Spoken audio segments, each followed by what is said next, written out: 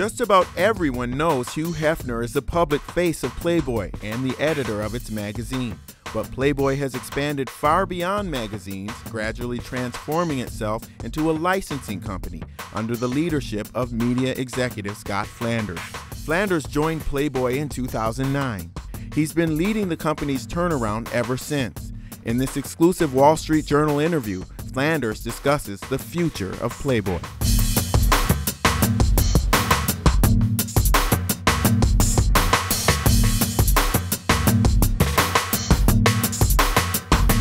The company now has really made considerable strides in terms of licensing. You've become more of a licensing business than anything. Is that a correct assessment? You know, in fact, next year we'll be celebrating our 60th anniversary. Hef founded the company in 1953, and it's truly a global powerhouse.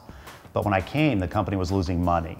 And it was clear that we were a subscale global media enterprise in a world where there was a consolidation going on.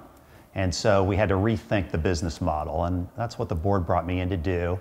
We decided to outsource all of our operations, and we turned the company into primarily a licensing business. The only product we continue to produce in-house is the U.S. magazine under Hef's leadership.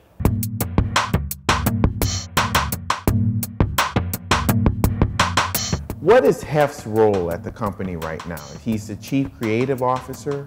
What does that entail? Right, so Hef is Chief Creative Officer is his official corporate title, but day to day he's editor-in-chief of the magazine. I mean, that is his passion.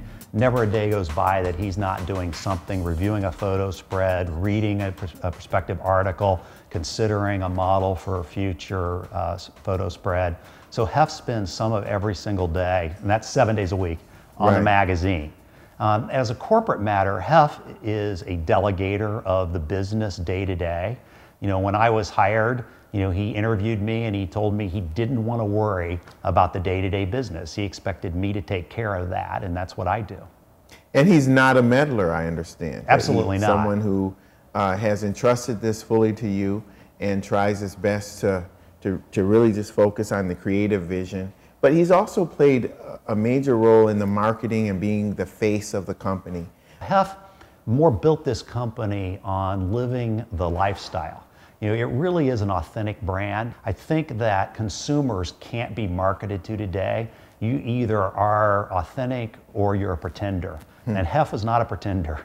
He really has lived this aspirational lifestyle. Now tell me about some of the things that Cooper has done with the company so far. What's great about Cooper, notwithstanding the striking physical similarity that he has with Hef, sure does. If you look at photos from Hef's 30s and you look at Cooper, he just almost could look like twins as contemporaries. So, he has that big advantage to start with, but he also has the same sort of creative orientation. Our brand is very powerful, globally, but we have not reached the Gen Y audience to the fullest extent. That's not where we derive much of our revenue today. And Cooper's solidly in that Gen Y. So right now he's helping us get in touch as we think about our social media program, Facebook and Twitter and Instagram and others.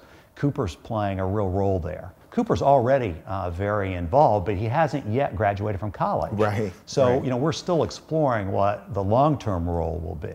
Young Cooper says it's too early for him to speak in detail about the company's strategy since he hasn't started working there yet. But with approval of the board of directors, he'll be excited to work for the company in some capacity as soon as he graduates from Chapman University in 2014.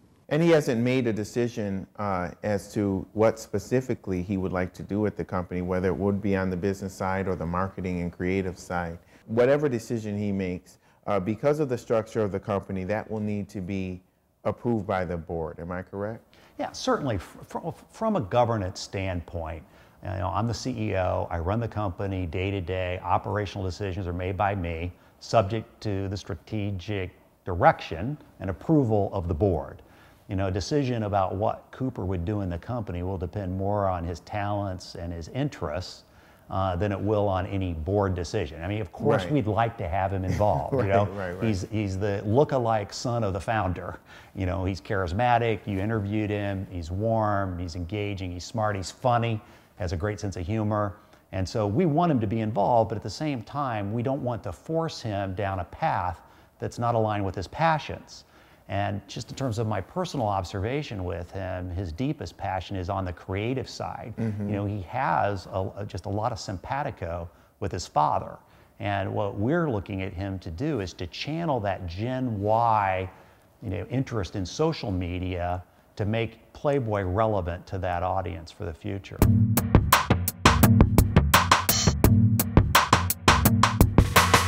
It really surprised me when you told me, Scott, that a lot of your consumer products, or the majority of your consumer products, are actually being purchased by women.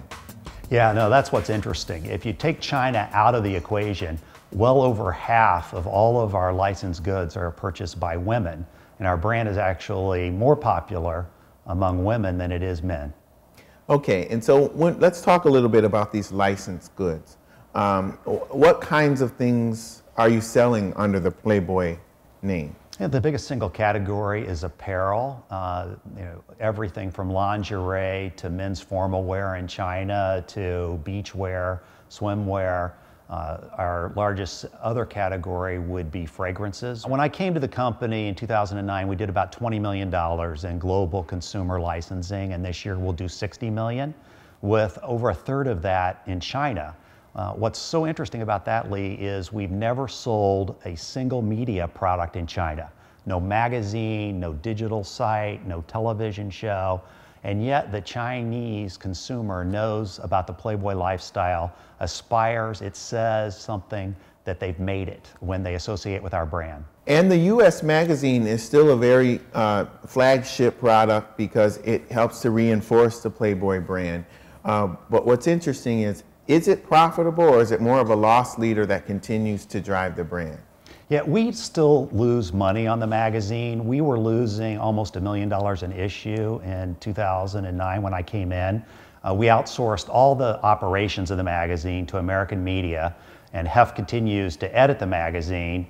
We do break even in print overall because we license out the U.S. magazine to 31 international countries.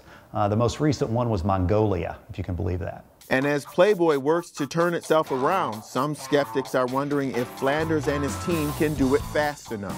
That includes credit rating agency Standard & Poor's, which placed Playboy on credit watch last May with negative implications, questioning Playboy's ability to continue to meet financial targets and requirements related to its restructuring. S&P took Playboy off the watch list in July, but still sees Playboy as vulnerable and highly leveraged, wondering if Playboy has adequate liquidity to meet all of its near-term financial goals. Still, S&P's assessment of Playboy isn't all negative, conceding that Playboy's licensing business has become more stable and will almost certainly benefit from the fame of the Playboy brand. Playboy's Flanders is optimistic, saying Playboy restructured a year ahead of schedule and now will be profitable for 2012. He noted that Playboy has met its financial requirements with regard to interest payments and its agreements with creditors. It's been a tough road. The company was taken private. The company was losing money, in addition to the magazine as well. You came in with the board of directors and have really been able to turn the company around. We lost money in 2009. We restored the company to profitability, but at a low level in 2010, and then we tripled profits in 2011 over 2010. A lot of that was because we were able to take the company private. We went from 3 physical locations to 1. We've just consolidated everyone here in these lovely Beverly Hills offices. We've reduced our cost structure a great deal because we no longer have to be a public company.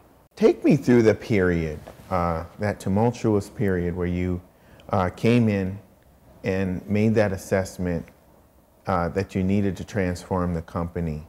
What kind of impact did it have on Hef in general to see the pain that the company was going through and to go through this transition? It's nothing that Hef ever said to me specifically, but I felt it in the body language that he was just disappointed and he wanted change. He didn't know what that change would entail. And in fact, based on my background, the board hired me more as a media turnaround person. But when I got to the company and saw that we were in a single title magazine business in a world where all the magazine players were multi-titled, that our TV business was small and we were subject to the power of the distribution channel, the DirecTVs and Dishes and Comcasts of the world.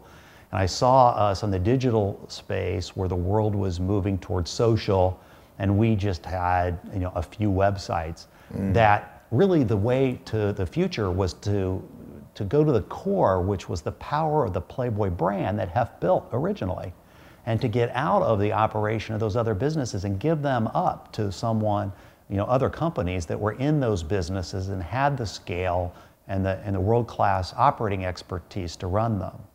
Right, and getting out of the adult TV business was a significant step to you. Would you say that that was the biggest, the single most effective move that the company made in terms of cost structure? No question. Yeah, that's the biggest move that I've made since I came to the company. We probably would not have been able to make that move had we not taken the company private. We were exploring different alternatives, but with the pressures of quarterly earnings, we had to take big write-offs in order to sell off that business. What was interesting is I expected Hef to have some resistance to that move. Right. And he was entirely supportive from the first minute. He said, we never should have gone into that business. This is a mainstream lifestyle brand. We should not have been in the adult TV business. And so, every time I expect to get pushback from Hef, he ends up embracing it. He's really quite contemporary in his thinking. What were the challenges with the adult TV business? Again, the consolidation on the distribution side made us subject to whatever revenue splits that Comcast or DirecTV or Dish wanted to extend to us. And so it was a highly competitive field where the brand really wasn't that important. It was more about the content. Playboy needs to be in businesses where the value of the brand resonates with the product on which that brand is stamped. Christie Hefner was your predecessor. She left the company about how long before you came up? 7 months before I joined. So there was no overlap. I still go places and get asked, oh, so do you work for Christie? And I said, of a sort, because she was always a large shareholder even after she left. I often show up at business conventions or in business partnerships, and people think that Christie Hefner is going to show up instead of Scott Flanders. But I've been very focused these 3 years in turning the company around. Right. And as we've taken the company private, the CEO having a large public profile is not important to our current business objectives. Longer term, we have the aspiration to take the company public again. And as we move in that direction, then it will make sense for us to elevate my profile somewhat. What kind of timing would that entail? We're probably 2 years away from it, if I were to guess. And what will that do for the company to go public again? I'm a big believer in the public markets as a branding event. I mean, one detriment to taking the company private, even though it facilitated all of this transformation and turnaround, is that we don't receive quite as much public attention, because as you know, everything's about the stock symbol. Right. And when you're on the public markets, you have a different platform of visibility. And for consumer businesses, it's an advantage to be public because you get a lot of free press. Every earnings report, every press release, it gets picked up by all of the mainstream media, especially your employer. Well, we watch the public statements too, and we watch the earnings reports, and I think the downside, especially during that period that you were going through some pain, is that every incremental step along the way you're being reported on. So what about that toughness? Well, I totally agree. I mean, we would not be where we are today had Hef not wanted to take the company private. that was a very foresightful move that I did not see coming. And was part of it because you really needed to kind of be off the public's radar in order to shore up your finances and just get that taken care of? Absolutely. Before going back out? Absolutely. We terminated 11 of our 13 U.S. licensees. Too much of our product was being sold at Spencer's Gifts. Not that that isn't a legitimate distribution channel, but we are about an upscale, aspirational lifestyle brand, and we needed to be reposition our distribution channels and our licensing partners, and we could not have done that in the public markets. You talk about everything that you've been able to accomplish abroad. What about North America? Could you do a better job in North America, and what will that entail? No question. I mean, North America is our most challenged market. As I said, we had licensees that were pursuing a third tier of distribution. We've cleaned all that up. We're going after some fashion designers.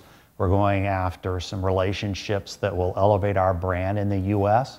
We're being very careful about that. Fortunately, we're not reliant upon the U.S. to hit our business targets, so we can take a longer-term view as to what apparel, lingerie, spirits, partnerships we do in the U.S. What is it? I mean, is America or is North America a finicky market, a trendy market where it makes it difficult to kind of have a brand resonate for that long? You know, the U.S. is a bit jaded, and you have to be new and fresh. And Playboy was coasting a bit off of its legacy. And that's why Cooper's involvement, for example, is so welcome, because he channels that Gen Y. In today's market in the U.S., if you don't appeal to Gen Y, you're not cool.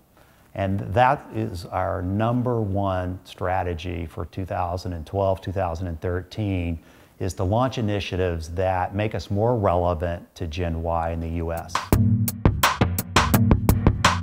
Is there a time, or could there ever come a time, that this company is sold and there's no Hefner involvement? Well, those are two separate questions, because at some point, Risby Travers, who has limited partners and a lot of their own partners' money invested in the company, they will want to seek a liquidity event, right? They'll want to monetize the value that we build here. But there are a lot of different ways to do that, and it doesn't have to happen through a sale. My preferred course of action would be to take the company public. We also, as our profits grow, we could take on more debt to pay out dividends to our shareholders. In Hef's case, he rolled over all of his shares, and he's 86 years old. That's a guy who believes in the long term.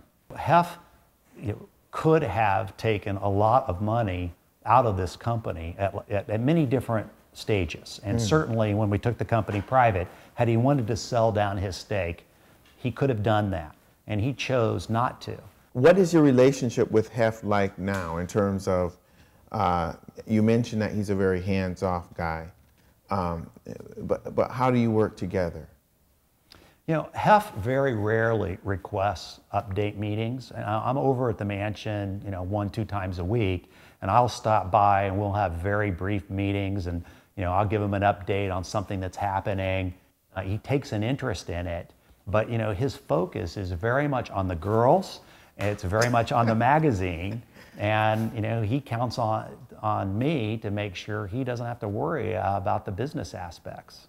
Where will Playboy be? What picture do you see of Playboy 15 to 20 years from now? I think we'll be bigger. I think we'll be more profitable. I believe that we'll do even less ourselves, and more will be done by other parties who are expert both locally and with domain expertise.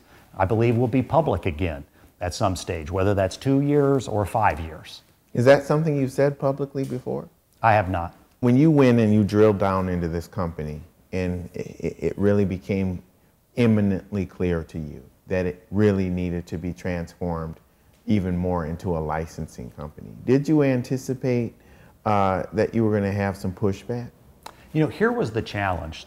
It's a strength of the company, but it was also an obstacle. This company, this brand, and Hef himself, and I would say Christie as well, inspired such loyalty in this company that there were such long tenured executives in so many roles that it became difficult for them to uncritically evaluate decisions made in the past. And so the easy part for me was just to come in unburdened by the responsibility of defending any previous decision. And so I had to change out management. Today, every direct report I have wasn't here when I arrived. And that was necessary in order to bring in the fresh set of eyes to see what the real potential of this brand was, which was the brand. As obvious as it is to us as we sit here today, it was not obvious to me when I came in. I did not come in with that plan and that understanding. And I don't believe we would have gotten here without having the courage to make the moves, to bring in a new management team. And I expected Hef to be resistant to that given the loyalty that existed in this company. But he accepted the fact that change was needed. And he's been remarkably supportive of it. We expect more in the future as you look forward to possibly going public in the very near future. Thank you so much, Scott Flanders. Thanks, Lee. And with Scott Flanders, I'm Lee Hawkins. We'll see you next time.